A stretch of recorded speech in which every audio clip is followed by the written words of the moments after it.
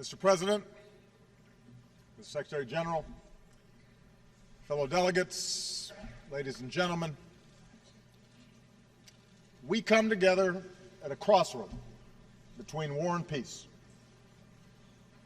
between disorder and integration, between fear and hope. Around the globe, there are signposts of progress. The shadow of world war that existed at the founding of this institution has been lifted, and the prospect of war between major powers reduced. The ranks of member states has more than tripled, and more people live under governments they elected. Hundreds of millions of human beings have been freed from the prison of poverty, with the proportion of those living in extreme poverty cut in half. And the world economy continues to strengthen after the worst financial crisis of our lives. Today, whether you live in downtown Manhattan or in my grandmother's village more than 200 miles from Nairobi, you can hold in your hand more information than the world's greatest libraries.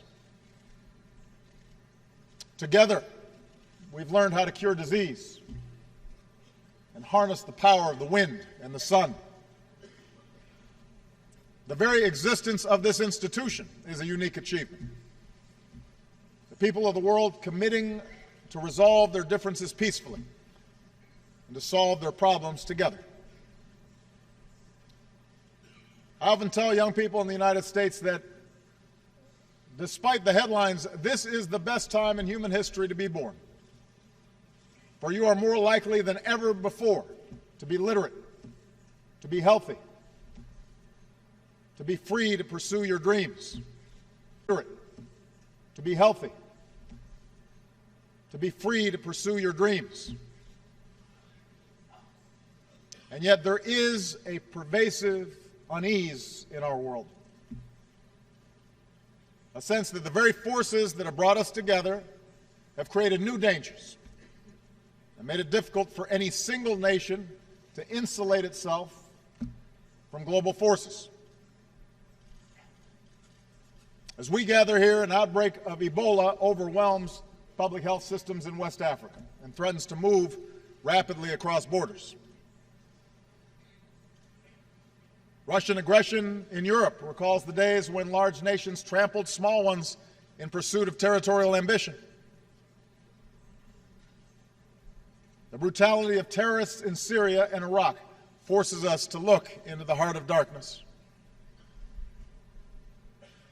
Each of these problems demands urgent attention, but they also are symptoms of a broader problem: the failure of our international system to keep pace with an interconnected world. We collectively have not invested adequately in the public health capacity of developing countries. Too often we have failed to enforce international norms when it's inconvenient to do so. And we have not confronted forcefully enough the intolerance, sectarianism, and hopelessness that feeds violent extremism in too many parts of the globe. Fellow delegates, we come together as United Nations with a choice to make. We can renew the international system that has enabled so much progress, or we can allow ourselves to be pulled back by an undertow of instability. We can reaffirm our collective responsibility to confront global problems, or be swamped by more and more outbreaks of instability. And for America, the choice is clear. We choose hope over fear. We see the future not as something out of our control, but as something we can shape for the better through concerted and collective effort. We reject fatalism or cynicism when it comes to human affairs. We choose to work for the world as it should be, as our children deserve it to be. There's much that must be done to meet the test of this moment.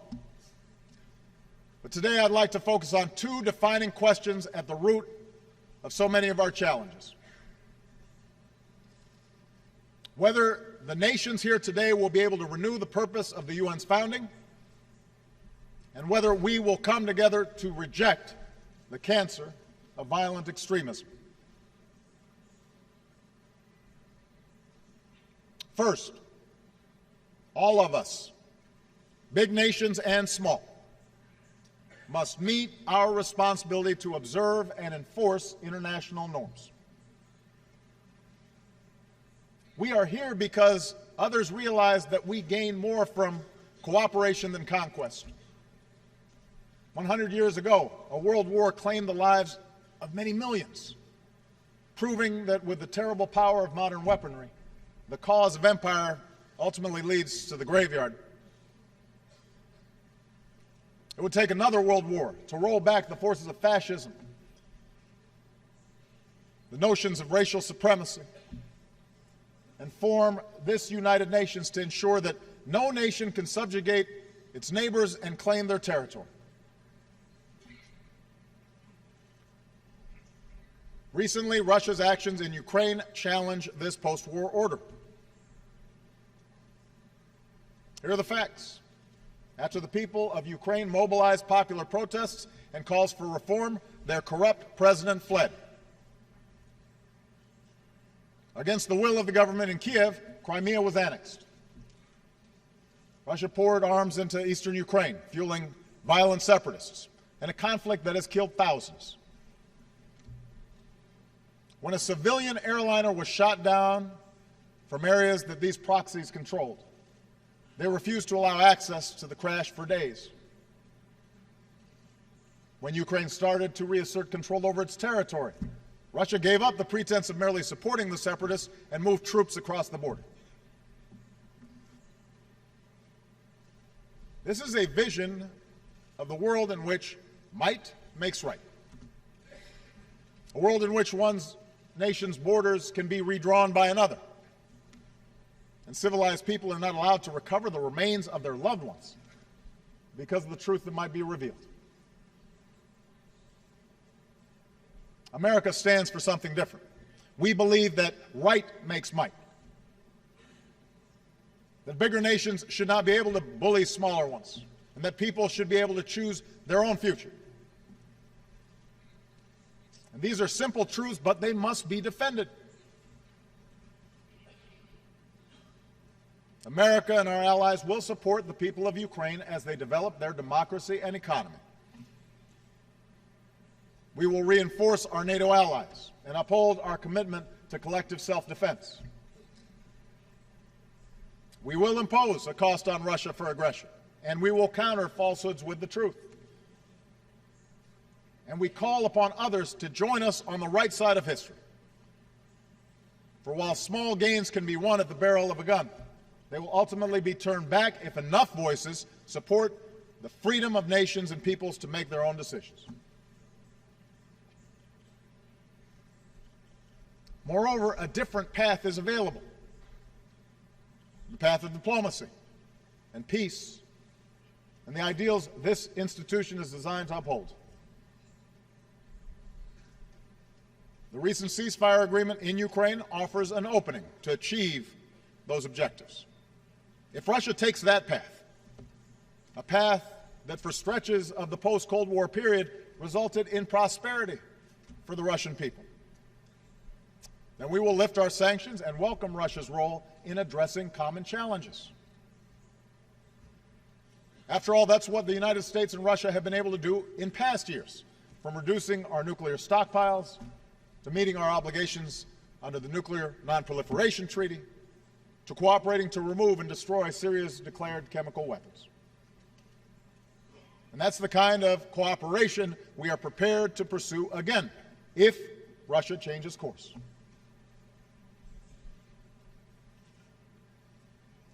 This speaks to a central question of our global age, whether we will solve our problems together in a spirit of mutual interest and mutual respect, or whether we descend into the destructive rivalries of the past. When nations find common ground, not simply based on power, but on principle, then we can make enormous progress. And I stand before you today committed to investing American strength, to working with all nations to address the problems we face in the 21st century. As we speak, America is deploying our doctors and scientists, supported by our military, to help contain the outbreak of Ebola and pursue new treatments. But we need a broader effort to stop a disease that could kill hundreds of thousands, inflict horrific suffering, destabilize economies, and move rapidly across borders. It's easy to see this as a distant problem until it is not.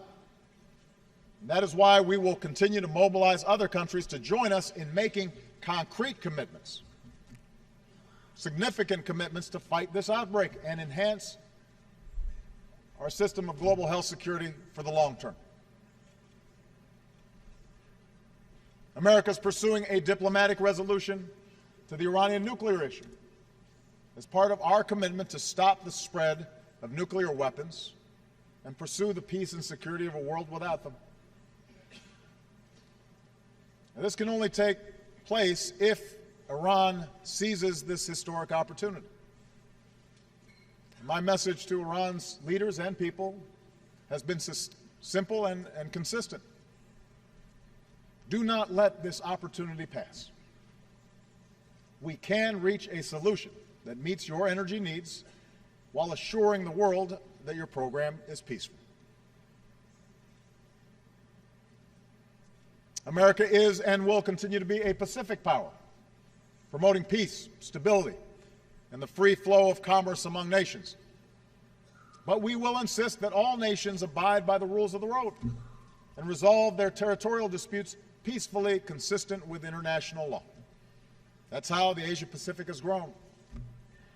And that's the only way to protect this progress going forward.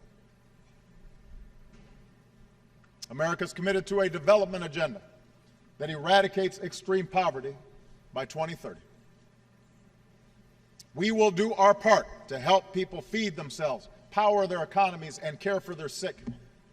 And if the world acts together, we can make sure that all of our children enjoy lives of opportunity and dignity.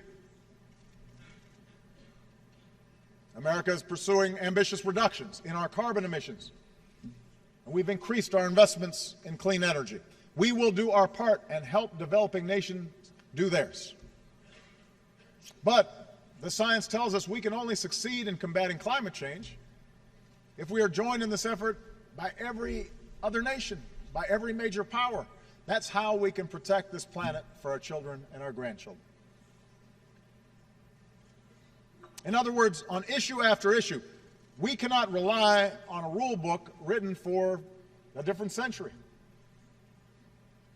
If we lift our eyes beyond our borders, if we think globally, and if we act cooperatively, we can shape the course of this century as our predecessors shaped the post-World War II age. But as we look to the future, one issue risks a cycle of conflict that could derail so much progress, and that is the cancer of violent extremism that has ravaged so many parts of the Muslim world. Of course, terrorism is not new. Speaking before this assembly, President Kennedy put it well.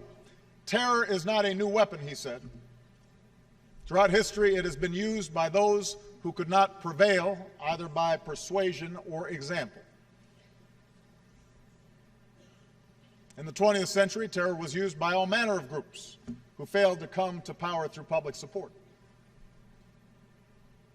But in this century, we have faced a more lethal and ideological brand of terrorists who have perverted one of the world's great religions, with access to technology that allows small groups to do great harm.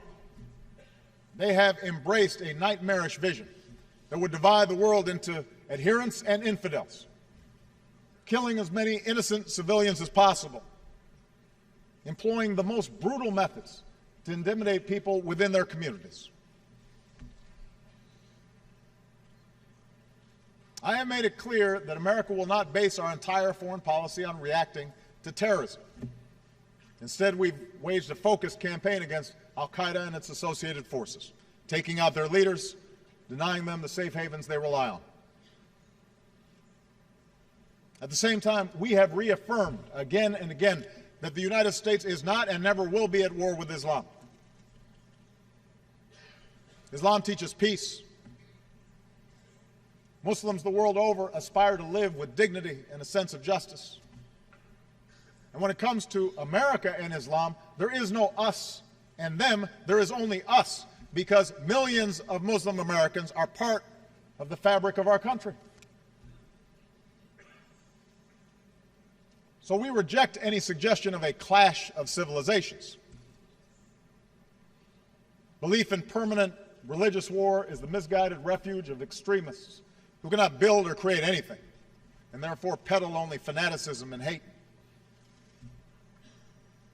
And it is no exaggeration to say that humanity's future depends on us uniting against those who would divide us along the fault lines of tribe or sect, race or religion. But this is not simply a matter of words. Collectively, we must take concrete steps to address the danger posed by religiously motivated fanatics and the trends that fuel their recruitment. Moreover, this campaign against extremism goes beyond a narrow security challenge. For while we've degraded methodically core al-Qaeda and supported a transition to a sovereign Afghan government, extremist ideology has shifted to other places, particularly in the Middle East and North Africa, where a quarter of young people have no job, where food and water could grow scarce, where corruption is rampant, and sectarian conflicts have become increasingly hard to contain. As an international community, we must meet this challenge with a focus on 4 areas. First, the terrorist group known as ISIL must be degraded and ultimately destroyed. This group has terrorized all who they come across in Iraq and Syria. Mothers, sisters, daughters have been subjected to rape as a weapon of war. Innocent children have been gunned down. Bodies have been dumped in mass graves. Religious minorities have been starved to death. In the most horrific crimes imaginable, innocent human beings have been beheaded with videos of the atrocity distributed to shock the conscience of the world. No God condones this terror. No grievance justifies these actions. There can be no reasoning, no negotiation with this brand of evil. The only language understood by killers like this is the language of force. So the United States of America will work with a broad coalition to dismantle this network of death. In this effort, we do not act alone, nor do we intend to send U.S. troops to occupy foreign lands. Instead, we will support Iraqis and Syrians fighting to reclaim their communities. We will use our military might in a campaign of airstrikes to roll back ISIL. We will train and equip forces fighting against these terrorists on the ground. We will work to cut off their financing and to stop the flow of fighters into and out of the region. And already over 40 nations have offered to join this coalition. Today I ask the world to join in this effort. Those who have joined ISIL should leave the battlefield while they can. Those who continue to fight for a hateful cause will find they are increasingly alone. For we will not succumb to threats, and we will demonstrate that the future belongs to those who build, not those who destroy. So that's an immediate challenge, a first challenge that we must meet. The second, it is time for the world, especially Muslim communities, to explicitly, forcefully, and consistently reject the ideology of organizations like Al-Qaeda and ISIL. It is one of the tasks of all great religions to accommodate, devote faith with a modern, multicultural world.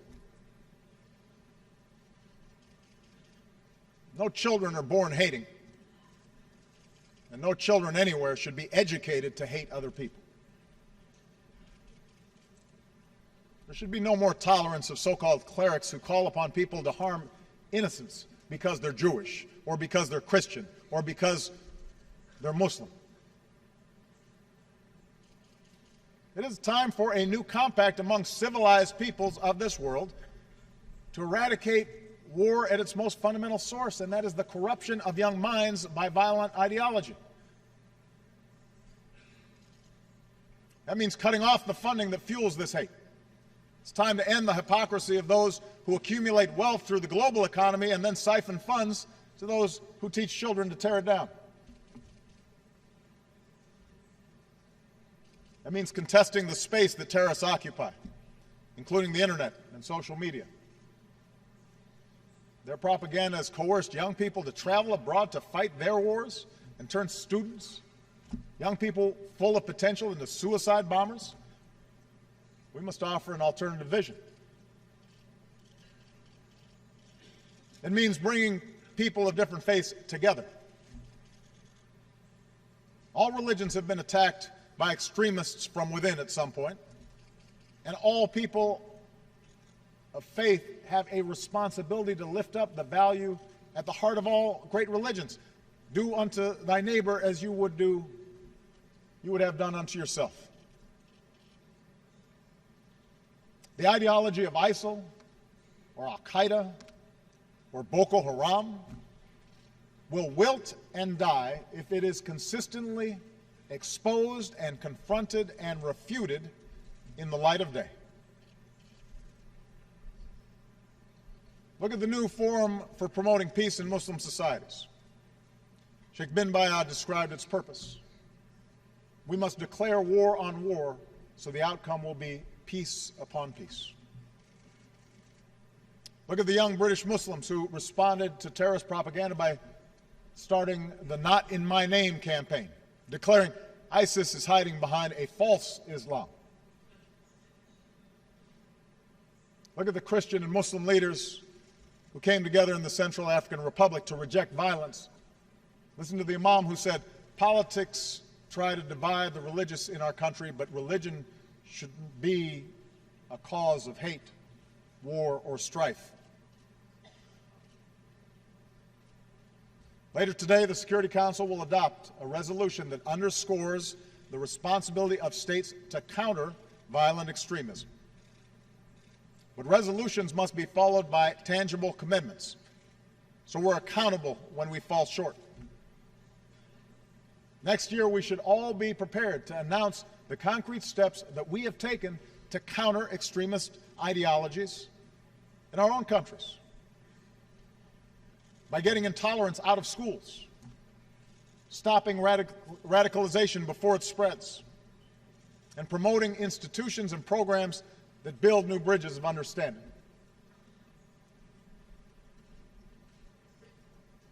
Third, we must address the cycle of conflict, especially sectarian conflict, that creates the conditions that terrorists prey upon.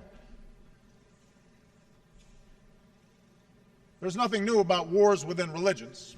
Christianity endured centuries of vicious sectarian conflict. Today, it is violence within Muslim communities that has become the source of so much human misery. It is time to acknowledge the destruction wrought by proxy wars and terror campaigns between Sunni and Shia across the Middle East. And it is time that political, civic, and religious leaders reject sectarian strife. For let's be clear, this is a fight that no one is winning. A brutal civil war in Syria has already killed nearly 200,000 people, displaced millions. Iraq has come perilously close to plunging back into the abyss. The conflict has created a fertile recruiting ground for terrorists who inevitably export this violence. The good news is we also see signs that this tide could be reversed. We have a new inclusive government in Baghdad, a new Iraqi prime minister welcomed by his neighbors, Lebanese factions rejecting those who try to provoke war. And these steps must be followed by a broader truce. Nowhere is this more necessary than Syria. Together with our partners, America is training and equipping the Syrian opposition to be a counterweight to the terrorists of ISIL and the brutality of the Assad regime. But the only lasting solution to Syria's civil war is political. An inclusive political transition that responds to the legitimate aspirations of all Syrian citizens, regardless of ethnicity, regardless of creed. The cynics may argue that such an outcome can never come to pass, but there is no other way for this madness to end, whether 1 year from now or 10. And it points to the fact that it's time for a broader negotiation in the region in which major powers address their differences directly, honestly, and peacefully across the table from one another, rather than through gun-wielding proxies. I can promise you, America will remain engaged in the region, and we are prepared to engage in that effort. My fourth and final point is a simple one. The countries of the Arab and Muslim world must focus on the extraordinary potential of their people, especially the youth. And here I'd like to speak directly to young people across the Muslim world. You come from a great tradition that stands for education, not ignorance, innovation, not destruction, the dignity of life, not murder. Those who call you away from this path are betraying this tradition, not defending it. You have demonstrated that when young people have the tools to succeed, good schools, education in math and science, an economy that nurtures creativity and entrepreneurship, then societies will flourish. So America will partner with those that promote that vision. Where women are full participants in a country's politics or economy, societies are more likely to succeed. And that's why we support the participation of women in parliaments and peace processes, schools, and the economy. If young people live in places where the only option is between the dictates of a state or the lure of an extremist underground, then no counterterrorism strategy can succeed. But where a genuine civil society is allowed to flourish, where people can express their views and organize peacefully for a better life, then you dramatically expand the alternatives to terror. And such positive change need not come at the expense of tradition and faith. We see this in Iraq, where a young man started a library for his peers. We link Iraq's heritage to their hearts, he said, and give them a reason to stay. We see it in Tunisia, where secular and Islamist parties worked together through a political process to produce a new constitution. We see it in Senegal, where civil society thrives alongside a strong democratic government. We see it in Malaysia, where vibrant entrepreneurship is propelling a former colony into the ranks of advanced economies. And we see it in Indonesia, where what began as a violent transition has evolved into a genuine democracy. Now, ultimately, the task of rejecting sectarianism and rejecting extremism is a generational task, and a task for the people of the Middle East themselves. No external power can bring about a transformation of hearts and minds. But America will be a respectful and constructive partner. We will neither tolerate terrorist safe havens nor act as an occupying power. We will take action against threats to our security and our allies while building an architecture of counterterrorism cooperation. We will increase efforts to lift up those who counter extremist ideologies and who seek to resolve sectarian conflict. And we will expand our programs to support entrepreneurship and civil society, education, and youth, because ultimately these investments are the best antidote to violence. We recognize as well that leadership will be necessary to address the conflict between Palestinians and Israelis. As bleak as the landscape appears, America will not give up on the pursuit of peace. Understand, the situation in Iraq and Syria and Libya should cure anybody of the illusion that the Arab-Israeli conflict is the main source of problems in the region. For far too long, that's been used as an excuse to distract people from problems at home. The violence engulfing the region today has made too many Israelis ready to abandon the hard work of peace. And that's something worthy of reflection within Israel. Because let's be clear, the status quo in the West Bank and Gaza is not sustainable. We cannot afford to turn away from this effort. Not when rockets are fired at innocent Israelis or the lives of so many Palestinian children are taken from us in Gaza. So long as I am president, we will stand up for the principle that Israelis, Palestinians, the region, and the world will be more just and more safe with two states living side by side in peace and security. So this is what America is prepared to do. Taking action against immediate threats while pursuing a world in which the need for such action is diminished. The United States will never shy away from defending our interests, but we will also not shy away from the promise of this institution and its universal Declaration of Human Rights. The notion that peace is not merely the absence of war, but the presence of a better life. I realize that America's critics will be quick to point out that at times we too have failed to live up to our ideals, that America has plenty of problems within its own borders. This is true. In a summer marked by instability in the Middle East and Eastern Europe, I know the world also took notice of the small American city of Ferguson, Missouri, where a young man was killed and a community was divided. So yes, we have our own racial and ethnic tensions.